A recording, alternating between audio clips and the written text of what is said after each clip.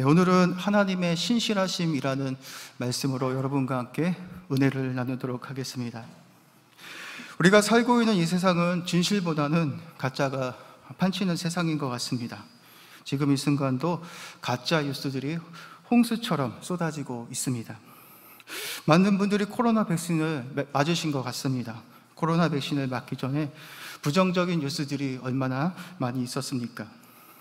코로나 백신을 맞으면 실명이 된다, 경련과 사지마비 등등 부작용을 일으켜서 사망에 이를 수 있다라는 악의적인 정보들을 퍼뜨려서 국민들을 불안하게 했습니다. 어느 선교단체의 선교사는 이런 말을 했습니다. 정부에서 백신을 접종하는 이유는 사람의 DNA를 바꿔서 사람을 절대 복종시키고 공포 없고 두려움 없는 존재로 만들어서 사람을 노예로 만들기 위해서 백신을 접종하게 한다라고 해서 큰 파장을 일으키기도 했습니다. 지금 한국 사회는 거짓 뉴스들이 매일같이 홍수처럼 쏟아지고 있습니다. 사실을 보도해도 한 번쯤은 의심해 보아야 하는 그런 불신의 시대를 살아가고 있는 것 같습니다. 이렇게 가짜 뉴스가 매일같이 쏟아지는 세상 속에서 하나님의 백성들은 무엇을 신뢰하며 살아가야 하겠습니까? 그것은 하나님의 신실하신 약속이라 믿습니다.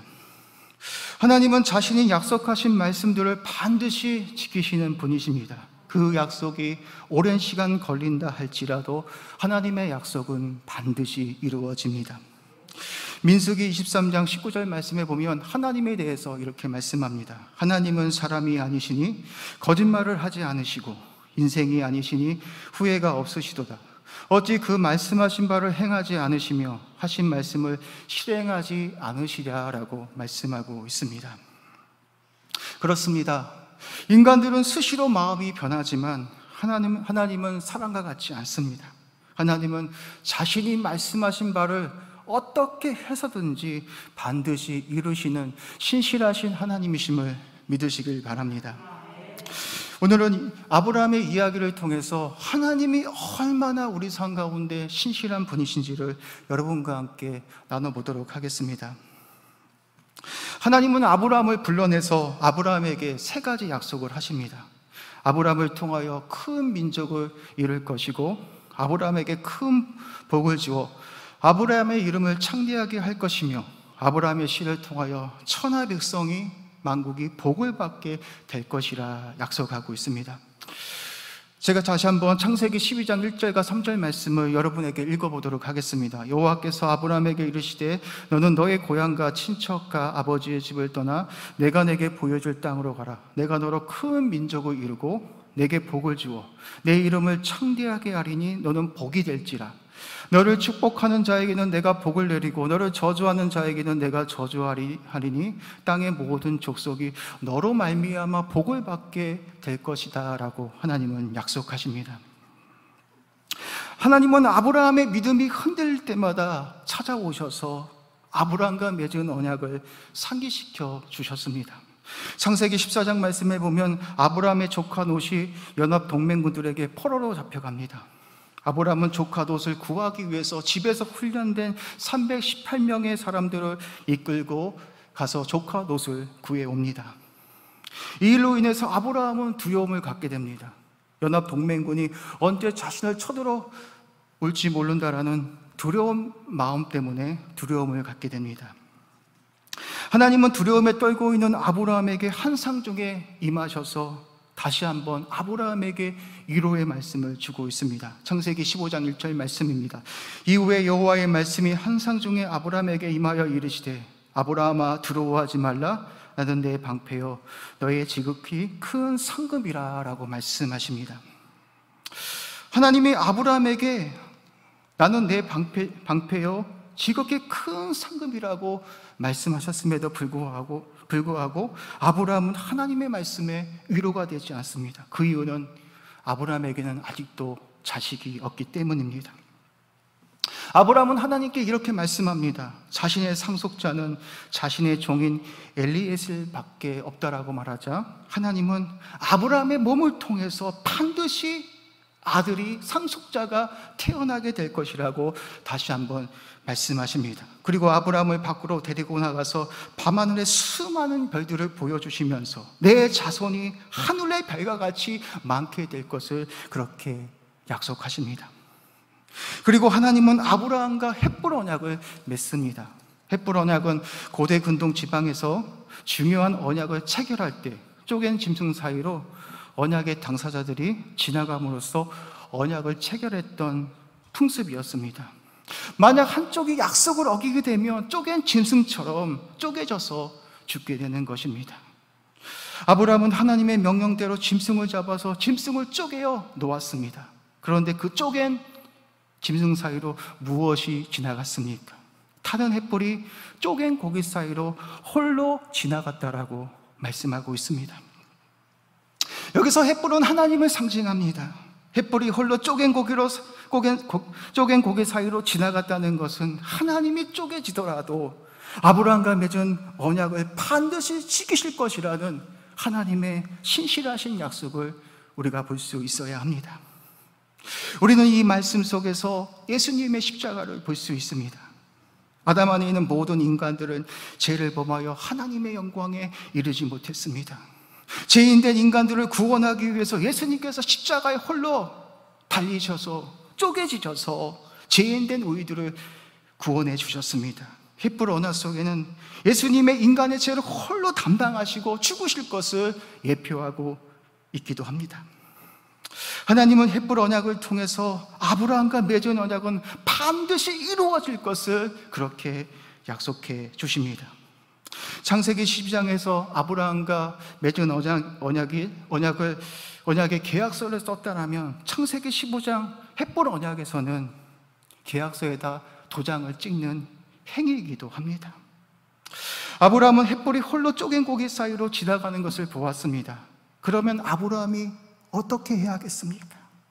하나님의 약속이 더딜지라도 하나님을 신뢰하면서 믿음으로 기다려야 하지 않겠습니까? 그러나 햇불 언약이 끝나고 나서 아브라함은 하나님의 약속을 신뢰하지 못하고 어떻게 합니까? 사레의 여종인 하갈을 통해서 이스마엘을 낳았습니다. 하나님은 분명히 아브라함의 몸을 통해서 자식을 주실 것이라고 약속했습니다. 그 약속을 보증하기 위해서 햇불 언약까지 아브라함과 맺었음에도 불구하고 아브라함은 하나님의 약속을 기다리지 못하고 사라의 첩을 통해서 자식을 낳게 되었습니다. 아브라함이 이스마엘을 낳을 때가 86세였다라고 말씀하고 있습니다.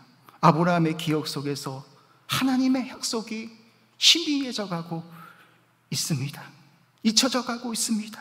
그러나 하나님은 아브라함과 맺은 언약을 14년이나 시간이 흘렸음에도 불구하고 여전히 기억하고 계셨습니다. 아브라함의 나이 99세에 하나님께서 아브라함에게 나타나셔서 다시 한번 아브라함에게 창세기 12장에서 맺은 그 언약의 약속을 하나님께서 다시 말씀해 주고 있는 것을 볼 수 있습니다. 제가 창세기 12장 2절에서 6절 말씀을 한번 읽어보도록 하겠습니다. 내가 내 언약을 나와 너 사이에 두어 너를 크게 번성하게 하리라 하시니 아브라함이 엎드렸더니 하나님이 또 그에게 말씀하여 이르시되 보라 내 언약이 너와 함께 있으니 너는 여러 민족의 아버지가 될지라 이제후로는 내 이름을 아브라함이라 하지 아니하고 아브라함이라 하리니 이는 내가 너를 여러 민족의 아버지가 되게 하리라. 내가 너로 심히 번성하게 하리니 내가 내게서 민족들이 나게 하며 왕들이 내게로부터 나오게 될 것이라고 그렇게 말씀하고 있습니다. 하나님의 약속이 희미해져 가고 있을 때 하나님은 아브라함의 나이 99세에 나타나셔서 다시 한번 그 언약의 약속을 이루실 것을 말씀하고 있습니다. 그리고 내년 이맘때쯤에 아브라함의 몸에서 자식을 낳을 것이라고 하나님께서 말씀합니다. 내년 이맘때쯤이면 아브라함의 나이는 100세입니다. 아브라함의 아내 사라는 내년이 되면 나이가 90입니다. 이제 경수가 완전히 끊어져서 아이를 생산할 수 없는 그 절망적인 나이임에도 불구하고 하나님께서는 아브라함과 사라를 통하여 이렇게 말씀하고 있습니다. 내년 이맘때쯤이면 너희가 자식을 낳을 것이라고 그렇게 말씀하고 있습니다. 사라는 하나님의 말씀을 듣고도 너무나 어이가 없어서 웃음이 터져 나왔습니다. 그런 사라를 보시고 하나님께서 어떤 말씀을 하십니까? 창세기 18장 13절에서 14절의 말씀입니다. 여호와께서 아브라함에게 이르시되 사라가 왜 웃느냐? 이르기를 내가 늙었거늘 어떻게 아들을 낳으리요 하느냐? 여호와께서 능하지 못한 일이 있겠느냐? 기한이 있을 때 내가 내게로 돌아오리니 사라에게 아들이 있을 것이다 라고 말씀하고 있습니다. 사랑하는 성도 여러분, 아브라함의 나이 100세에 아들을 낳는다는 것은 인간의 이성으로는 도저히 일어날 수 없는 불가능한 일입니다. 사라가 90의 아들을 낳을 것이라는 하나님의 말씀을 듣고 비웃은 것도 당연한 일 같습니다. 그런데 어떤 일이 일어납니까? 하나님의 말씀대로 아브라함의 나이 100세에 이삭을 낳게 하십니다. 하나님은 100세에 아브라함에게 이삭을 주셔서 하나님의 약속을 이루어 가십니다. 하나님의 약속은 어떤 장애물을 만난다 할지라도, 불임을 만난다 할지라도 하나님의 약속은 결단코 중단되거나 끊어지지 않는다라는 것을 우리가 항상 기억할 수 있어야 합니다. 아브라함의 가정에 불임의 위기가 찾아왔지만 하나님은 100세의 아브라함의 몸을 통해서 자식을 낳게 하셔서 하나님과 아브라함과 맺은 그 언약을 신실하게 이행해 가고 계심을 우리가 볼 수 있어야 합니다. 불임이 찾아왔지만, 어떤 장애물이 놓여져 있는다 할지라도 하나님의 약속은 반드시 이루어집니다. 사랑하는 성도 여러분, 우리 인생도 그렇습니다. 인생을 살아가느라면 뜻하지 않은 수많은 어려움들을 만나게 됩니다. 그럴 때마다 하나님이 우리에게 약속하신 약속들이 흔들릴 때가 있습니다. 의심될 때가 있습니다. 우리 또한 아브라함처럼 연약한 자들이기 때문에 믿음이 약해질 수 있습니다. 하지만 여러분의 믿음이 흔들린다고 해서 하나님께서 우리를 향한 하나님의 약속은 절대로 흔들리지 않습니다. 여러분 인생 가운데 위기가 찾아온다 할지라도, 뜻하지 않은 일을 만난다 할지라도 우리를 향한 하나님의 뜻은 신실하게 이루어질 것을 우리가 항상 신뢰하며 나가야 합니다.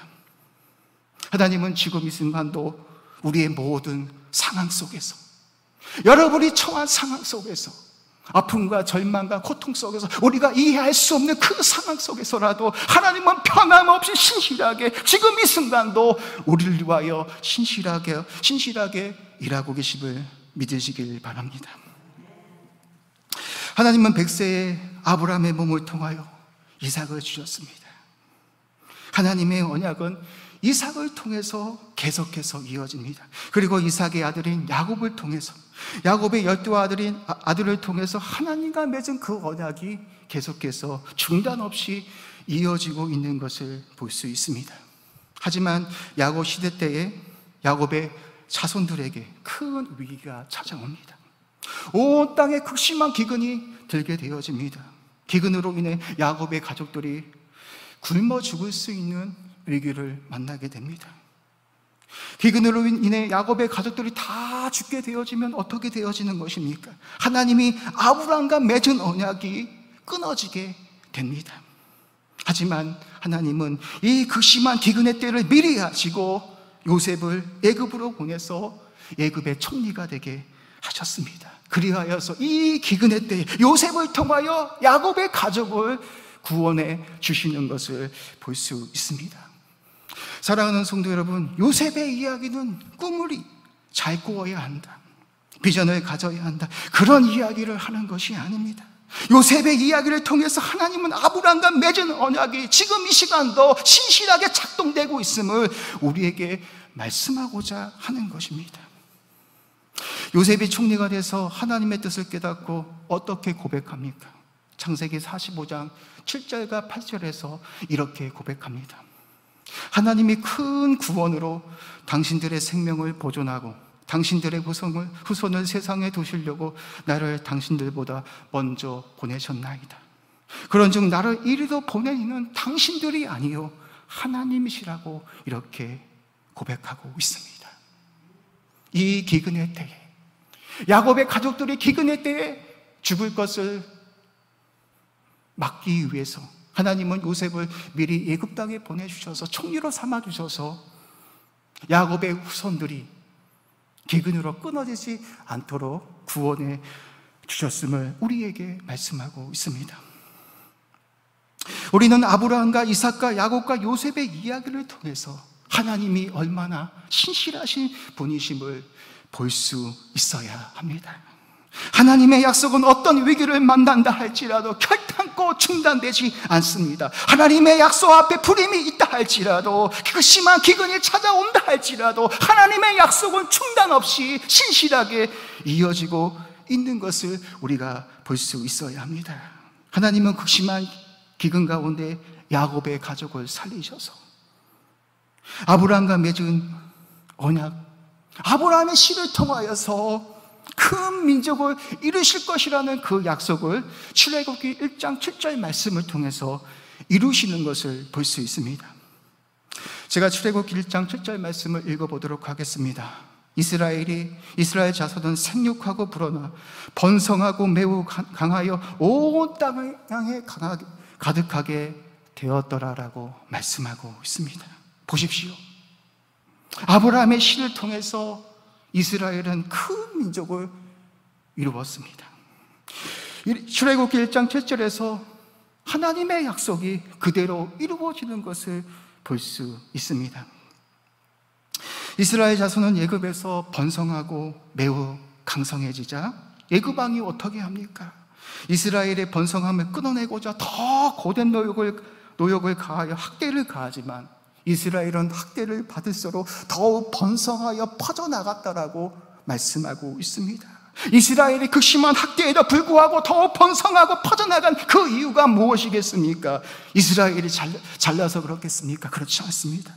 아브라함의 씨를 통하여 천하만국이 복을 받을 것이라는 그 하나님의 약속이 지금 신실하게 이행되고 있음을 우리가 볼 수 있어야 합니다. 바로 왕이 극심한 노역을 가하여서 이스라엘의 그 번성함을 끊어내고자 노력했지만 하나님의 그 신실하신 그 약속은 그 학대에도 불구하고 계속해서 끊임없이 이어져 가고 있음을 우리에게 말씀하고 있습니다. 하나님의 약속들이 성취되는 과정 가운데에는 많은 방해물들이 있음을 볼 수 있습니다. 민수기 22장 말씀에 보면 모압 왕 발락은 모압 장로들과 미디안 장로들에게 복채를 주어서 발람 선지자에게 보내 이스라엘을 저주해 달라라고 끊임없이 요청합니다. 하지만 하나님은 이스라엘을 저주하지 못하도록 가로막습니다. 그런데 모압 왕 발락은 그럴 때마다 끊임없이 발람을 사주하여서 이스라엘을 저주하도록 끊임없이 그렇게 애쓰는 것을 볼 수 있습니다. 그럴 때마다 하나님께서 어떻게 하십니까? 하나님께서 개입하셔서 이스라엘을 저주하지 못하게 하십니다. 어느 날 발람이 나귀를 타고 이스라엘을 저주하러 내려가는데 하나님께서 어떻게 하십니까? 발람이 깨닫지 못하자 여호와의 사자가 길에서 나타나서 칼을 들고 나타나서 죽이려고 하자 나귀는 여호와의 사자를 보고 깜짝 놀라서 앞으로 가지 않으려고 하는데 발람은 영적인 눈이 어두워서 나귀를 채찍질하고 지팡이를 때립니다. 그래도 발람이 깨닫지 못하자 하나님께서 어떻게 하십니까? 나귀의 입을 열어서 발람을 깨닫게 하셔서 이스라엘을 저주하지 못하도록 하나님께서 일하시는 것을 볼 수 있습니다. 왜 그렇습니까? 발람의 끊임없는 음모에도 하나님께서 이스라엘을 저주하지 못하도록 막으신 그 이유가 무엇이겠습니까? 아브라함과 맺은 그 언약, 아브라함의 씨를 통하여 이스라엘 백성이 복의 근원이 될 것이라는 그 약속을 지키시기 위해서, 신실하게 이행해 가시기 위해서 저주하지 못하도록 하나님께서 개입하시고 막으신 것입니다. 여러분 보십시오.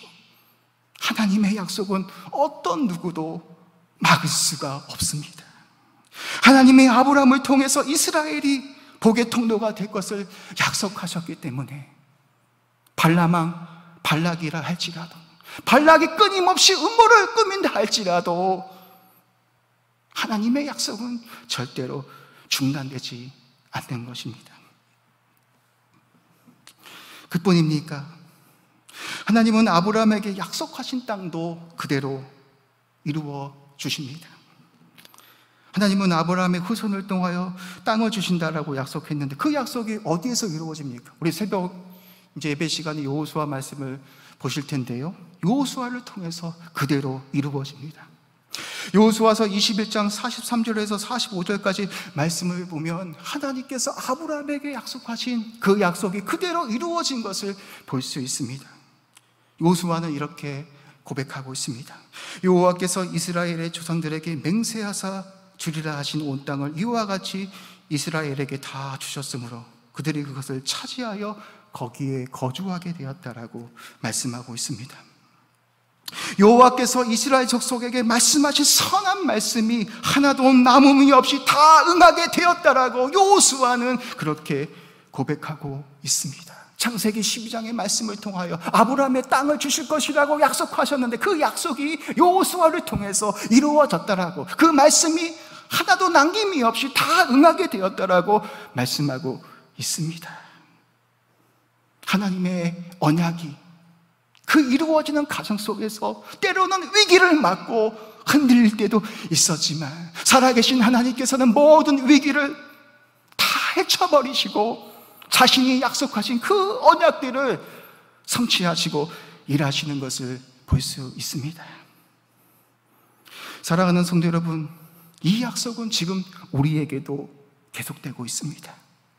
아브라함과 맺은 언약은 이젠 교회인 우리들을 통해서 이루실 것을 하나님은 약속하고 있습니다. 아브라함의 시를 통하여 누가 오셨습니까? 예수님이 오셨습니다. 예수님이 십자가에서 죽으시고 부활하셔서 우리 가운데 성령을 파송하셔서 교회 공동체가 탄생하게 되었습니다. 이제는 성령을 통해서 예수님을 구주로 믿는 모든 사람들은 다 아브라함의 자손이 될 것이다라고 우리에게 약속하고 있습니다. 갈라디아서 3장 7절 말씀은 이렇게 말씀합니다. 그런즉 믿음으로 말미암은 자들은 아브라함의 자손인 줄 알지어다라고 말하고 있습니다. 이제는 율법의 행위가 아닌 예수 그리스도를 믿는 믿음을 통하여서 우리 모두는 아브라함의 자손이 되었다라고 말씀하고 있습니다. 이 말씀은 하나님이 아브라함과 맺은 언약이 지금 우리에게도 신실하게 작동되고 있음을 우리에게 말씀하고 있습니다. 하나님이 아브라함에게 약속하신 큰 민족과 땅은 영적으로 무엇을 상징합니까? 큰 민족은 예수 그리스도를 통하여 새롭게 거듭난 교회들을 상징합니다. 땅은 앞으로 하나님의 백성들이 거하게 될 새하늘과 새 땅을 상징합니다. 하나님께서 예비하신 그 새하늘과 새 땅을 주실 때까지, 우리 모두를 하나님의 그 영광 앞에 세울 때까지 하나님께서도 우리 인생들을 향해서 신실하게 변함없이 일하실 것을 우리에게 약속하고 있습니다. 저와 여러분이 예수 그리스도 안에 있기 때문에 그 어떤 것도 그 무엇도 우리를 끊어낼 수 없다라고 말하고 있습니다. 누가 우리를 그리스도 사랑해서 끊으리요? 환난이나 공고나 박해나 기근이나 적신이나 위험이나 칼이라. 내가 학신하노니 사망이나 생명이나 천사들이나 권세자들이나 현재일이나 장래일이나 능력이나 높음이나 깊음이나 다른 어떤 피조물이라도 우리들 우리 주 그리스도 예수 안에 있는 하나님의 사랑에서 절대로 끊어낼 수 없다라고 우리에게 말하고 있습니다. 왜 그렇습니까? 우리가 예수 그리스도 안에 있기 때문입니다. 여러분이 예수 그리스도 안에 있는 것이라면 그 어떤 것도 그 무엇도 우리를 끊어낼 수 없습니다. 여러분이 예수 그리스도 안에 있기 때문에 그 영광 앞에 세울 때까지, 새하늘과 새 땅에 여러분을 들이실 때까지 하나님은 변함없이 신실하게 저와 여러분을 통하여서 일하실 것입니다. 하나님이 우리 삶 가운데 모든 것을 다 이루실 때까지 그 살아계신 하나님이 저와 여러분의 삶을 통하여 신실하게 일하실 것을 약속하고 있습니다. 여러분의 삶이 고난을 만난다 할지라도, 이해할 수 없는 상황을 만난다 할지라도 그 상황 속에서도 하나님은 흔들리지 않고 변함없이 우리를 인도하시고 지켜주셔서 하나님의 그 영광 앞에 세울 때까지 지금 이 순간도 우리를 위하여 일하고 계심을 믿으시기를 바랍니다. 여러분의 고통 앞에서, 여러분의 절망 앞에서 하나님의 그 약속은 결단코 중단될 수가 없습니다. 사랑하는 성도 여러분, 그 약속을 신뢰하십시오. 지금 이 순간도 저와 여러분을 위하여 변함없이 신실하게 일하시는 그 하나님을 바라보시면서 힘들고 어렵다 할지라도 그 믿음을 가지고 신실하신 하나님을 바라보시면서 승리하시는 산성교회 성도님들이 되시기를 주님의 이름으로 축복합니다. 기도하시겠습니다.